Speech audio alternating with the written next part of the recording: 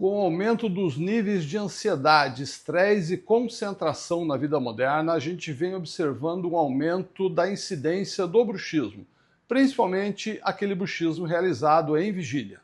Esses movimentos mandibulares repetitivos podem causar dores de cabeça, desgaste dentário, falhas restauradoras precoces, disfunções temporomandibulares e outros prejuízos à saúde bucal. Uma medida simples e eficaz é orientar a população para que eles mantenham seus dentes desencostados ao longo do dia, preservando a postura correta do nosso sistema mastigatório.